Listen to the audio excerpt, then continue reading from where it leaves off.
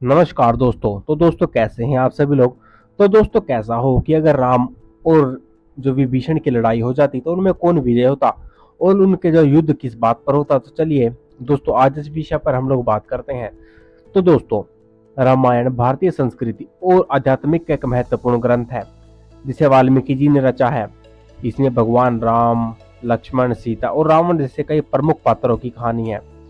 विभीषण रावण का भाई और रामायण में एक महत्वपूर्ण पात्र है जो धर्म और न्याय का पालन करता है।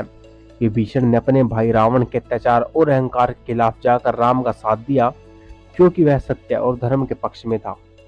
लेकिन यदि हम कल्पना करें कि विभीषण और राम के बीच युद्ध होता तो क्या होता और वह कितना भयंकर होता। यह एक दिलचस्प सवाल है जो हमें रामायण की घटनाओं को एक नए दृष्टिकोण से समझने का मौका देता है। इस पर आधारित हमारी कहानी एक काल्पनिक परिदृश्य है जो रामायण के मूल कथा के बाहर की है। दोस्तों विभीषण का धर्म संकट।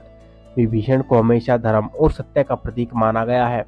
जब रावण ने सीता का हरण किया तो विभीषण ने उसे बार बार चेतावनी दी कि वह सीता को वापस लौटा दे और भगवान राम से माफी मांगे।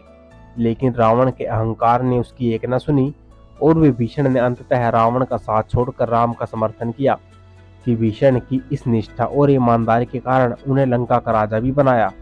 दोस्तों अगर हम बात करें युद्ध के कारण की तो यदि राम और विभीषण के बीच युद्ध होता तो इसका एक संभावित कारण विभीषण का अपने राज्य की स्वतंत्रता के लिए खड़ा होना हो सकता है। लंका की प्रजा जो लंबे समय तक रावण के अधीन रही थी उसे यह भय हो सकता था कि विभीषण और राम का समर्थन करके उनके लिए कोई नई परेशानी ना खड़ी कर दे।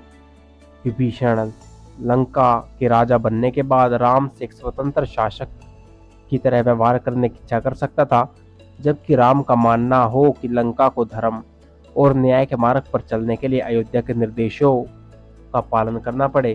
दोस्तों यह युद्ध कितना गंभीर हो सकता था इस बारे में चलिए बात करते हैं।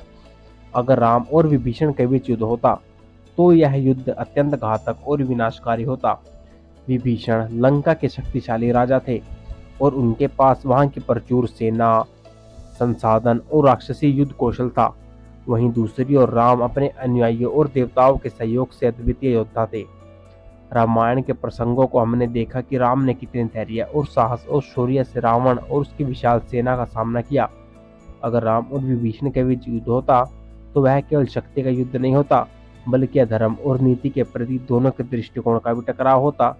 दोस्तों अगर हम बात करें युद्ध के परिणाम की तो अगर यह युद्ध होता तो विभीषण की हार निश्चित थी। इसके पीछे कई कारण हो सकते हैं। सबसे पहले विभीषण ने जिस धर्म और सत्य का पालन करते हुए राम का साथ दिया था वही धर्म उन्हें राम के खिलाफ जाने से रोकता। विभीषण जानते थे कि राम केवल न्याय और सत्य के लिए लड़ते हैं, न कि उनके व्यक्तिगत प्रतिष्ठा के लिए। इसलिए विभीषण के लिए राम से लड़ना उनके अपने आदर्शों के खिलाफ था। दूसरी बात, राम देवता के अवतार थे और उनके पास असीम शक्तियां थी। राम का पराक्रम और उनकी रणनीतिक समझ किसी भी युद्ध को जीतने के लिए पर्याप्त थी।